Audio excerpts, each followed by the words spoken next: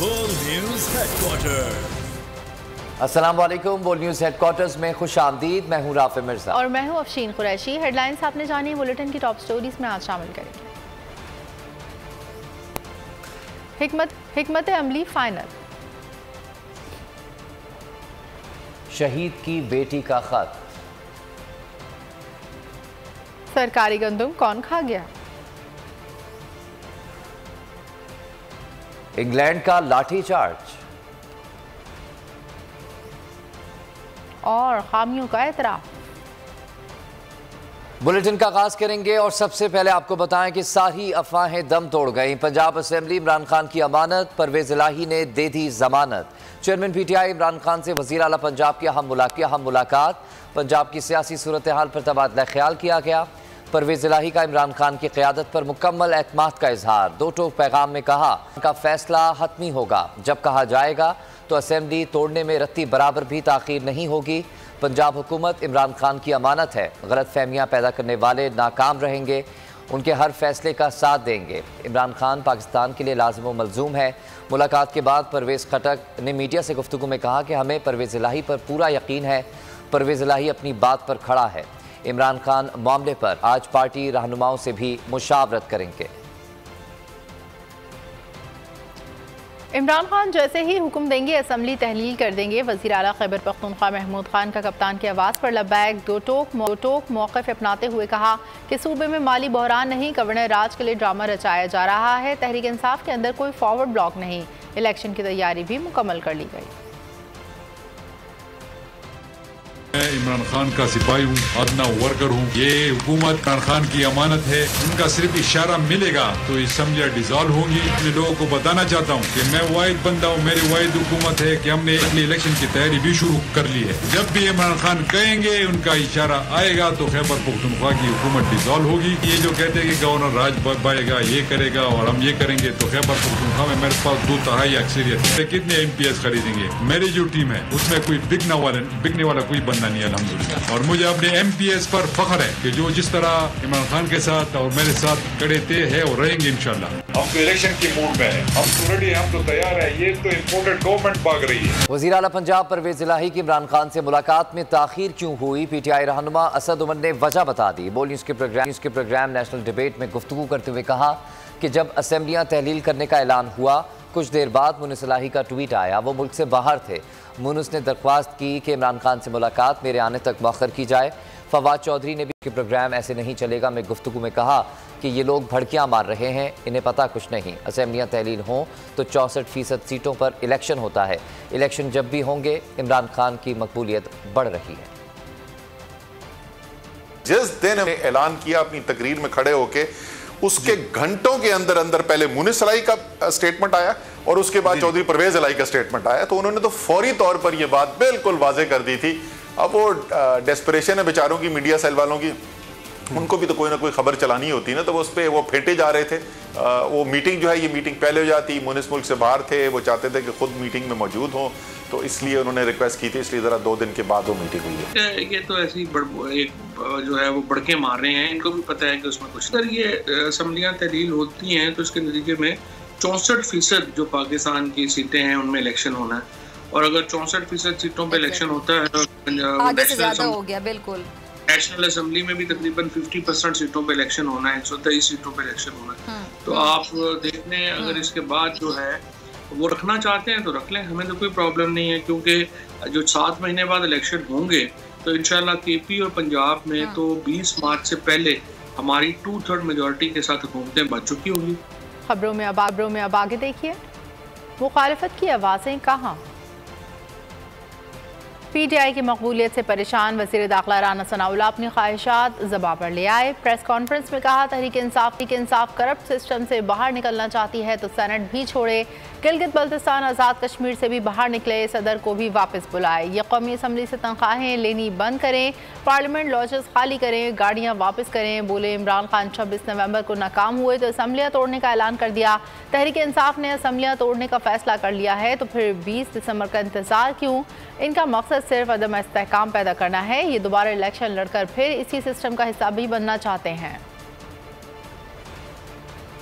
एक बड़े पागल के साथ जो छोटे पागलों का एक जथा इस वक्त पाकिस्तान की सियासत के ऊपर जो है वो ज़हूर पजीर हुआ है, उसकी ये कोशिश है कि मुल्क में अफरा तफरी और ऐसे हालात पैदा किए जाएं कि जो अदम इस्तेहकाम को लेके भाई अगर तुम करप्ट सिस्टम से बाहर निकल रहे हो तो फिर सेनेट को भी छोड़ो, फिर जीबी से भी बाहर आओ, आज़ाद कश्मीर से भी बाहर आओ, प्रेसिडेंट को भी जो है वो बुलाओ और इस करप्ट सिस्टम को जिसे तुम करप्ट सिस्टम कहते हो इससे बाहर निकल के फिर जदोजहद करो और इनकलाब लेके आओ। एक तरफ तुम करप्ट सिस्टम से बाहर निकल रहे हो, दूसरी तरफ फिर दोबारा इलेक्शन लड़के फिर उसी सिस्टम का हिस्सा भी बनना चाहते हो। दहशतगर्दी का वाकया हुआ है बलोचिस्तान में, उसकी शदीद मजम्मत करते हैं। TTP की तरफ से उसकी जिम्मेदारी कबूल करना जो है ये भी अलार्मिंग भी है और काबिल मजम्मत भी है। फेडरल गवर्नमेंट के मामलात को अपने हाथ में लेने से पहले जो सूबाई हुकूमत का एक किरदार होता है उसे थोड़ा मौसर अंदाज से जो है वो करने की। पंजाब में तहरीक अदम-ए-एतमाद के मामले पर नून लीगी बेयकीनी का शिकार हैं। पार्टी के अंदर से भी मुखालफत में आवाज़ें उठने लगीं। चंद सीनियर रहनुमाओं ने तहरीक अदम-ए-एतमाद या एतमाद के वोट से पहले नंबर्स पूरे करने पर जोर दिया। मुखालफत करने वाले लीगी रहनुमाओं ने मौक़िफ़ अपनाया कि पंजाब असम्बली में नंबर्स पूरे ना कर सके तो पार्टी को मजीद सियासी नुकसान होगा। लीगी रहनुमाओं ने इसरार किया कि इत्तेफाक राय तक अदम-ए-एतमाद या गवर्नर की हिदायत को रोक लिया जाए। उनका कहना था कि हमारे 18 मुअत्तल MPs का मामला भी अभी हल नहीं हुआ। ज़राए के मुताबिक नून लीग की सूबाई क़ियादत अब भी फौरी अदम-ए-एतमाद जमा कराने के हक में है।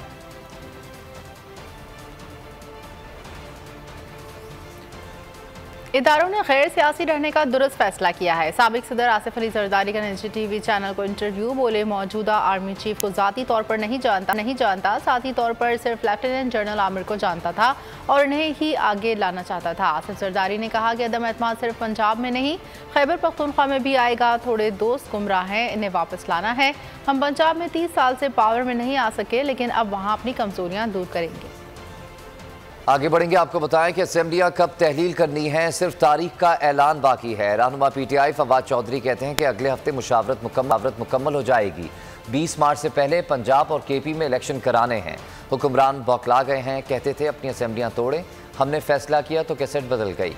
फवाद चौधरी ने ट्वीट में लिखा कि आसिफ जरदारी ने पहले भी भड़कें मारी थीं, पंजाब में हुकूमत नहीं बनने देंगे।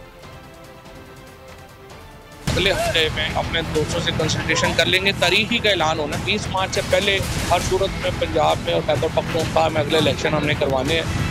जहाँ तक हुकूमत का ताल्लुक है वो बौखलाए हुए हैं। पहले कह रहे थे कि आप अपनी असम्बलियाँ तोड़ें, अब जब हमने अपनी असम्बलियाँ तोड़ने का फैसला किया तो उनकी केसरी बदल गई है। राना सनाउल्लाह और जो मरियम औरंगजेब और ये सारे जो बाकी इनके बाजा बजाने वाले हैं, इनको मैं कहता हूँ अपना जोर लगा लें। तरीके अदम-ए-एतमाद भी लानी है, ले आए, एतमाद का वोट लाना है वो भी ले आए, जो ला सकते हैं ले आए, इंशाल्लाह इलेक्शन होने। आज फिर सदारती तर्ज हुक्मरानी की बातें हो रही हैं। पार्लिमानी तर्ज हुकूमत पर कोई समझौता नहीं करेंगे। सरबराह PTM मौलाना फजलुर रहमान तहरीक इंसाफ की मकबूलियत से खौफजदा बौखलाहट के शिकार होते हुए कहा, सदारती तर्ज हुकूमत का तज्जिया दोहराया जाएगा।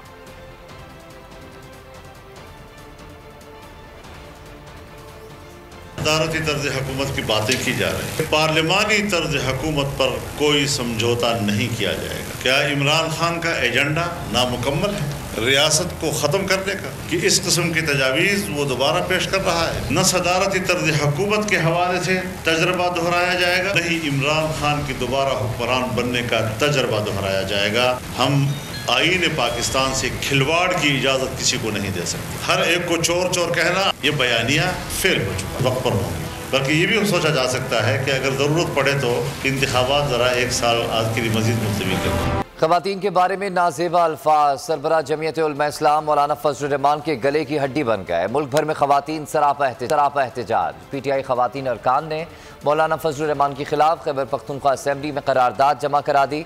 कराची और इस्लामाबाद प्रेस क्लब के सामने PTI ख़वातीन वर्कर्स ने मुजाहरा किया। नेशनल प्रेस क्लब के बाहर मुजाहिरीन से खिताब में सदर विमेन विंग तहरीक इंसाफ कंवल शोजब का कहना था कि मौलाना फजलुर रहमान ने PTI की ख़वातीन के खिलाफ नाजेबा और घटिया अल्फाज इस्तेमाल किए, जिस पर PDM की जमातों ने मजम्मत तक नहीं की। डिग्निटी ऑफ मैन आर्टिकल 14 की वायलेशन खुलेआम हो रही है। ना सिर्फ ये कि आजम सवाती साहब के मामले में और ये सारी खवातीन की बेहुरमती की गई है। फजलुर रहमान की गटर जुबान पर्चा भी दाखिल करवाएंगे।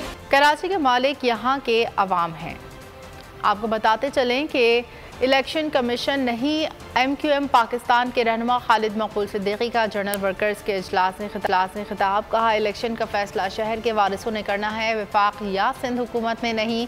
अगर हम इलेक्शन नहीं लड़ेंगे तो इलेक्शन में भी नहीं होंगे।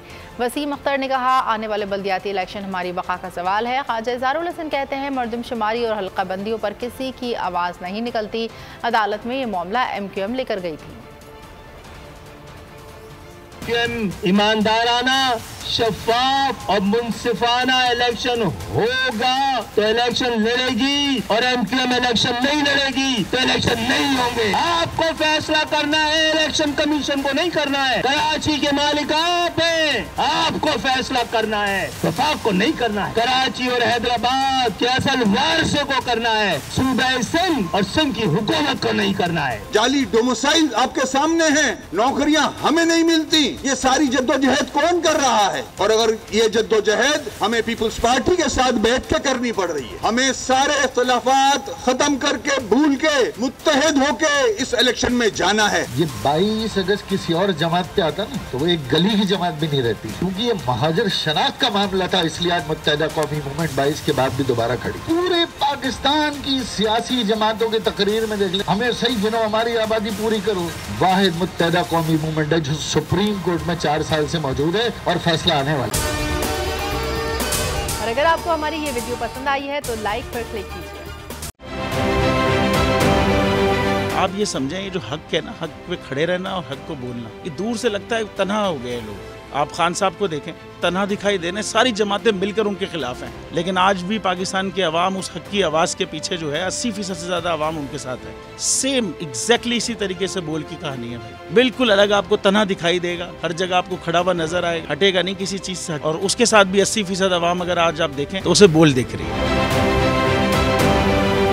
जाली केस है ना, ये हम पे उस वक्त बनाए गए थे जब हुकूमत यही थी, इन्हीं लोगों की हुकूमत थी ना। और ये जाली केस, इनको मैं नहीं कह रहा इस केस को जाली केस, इनको पाकिस्तान में क्या पूरी दुनिया में एक ऐसा शिकायत कुंदा नहीं मिला, एक ऐसा कंप्लेनेंट नहीं मिला जिसने ये कहा हो कि हमारे साथ फ्रॉड हुआ है। तो ये खुद ही बन गए कंप्लेनेंट, और ये खुद ही इन्होंने खुद ही इन्वेस्टिगेशन की, उसकी खुद ही तफ्तीश भी की, यानी कि कंप्लेनेंट भी है, इन्वेस्टिगेशन ऑफिसर भी है। और इन द एंड इन्होंने फिर उसके बावजूद ये कोर्ट में जमा कराया कि जी ये केस जाली केस था और इसमें किसी किस्म जो कुछ एग्जैक्ट कर रहा था सब लीगल। ये मेरी बात नहीं है, ये इनके इन्वेस्टिगेशन ऑफिसर की बात। सबसे ज्यादा व्यूज और सबसे ज्यादा रेटिंग के साथ बोल आज भी रहा नंबर 1 पर।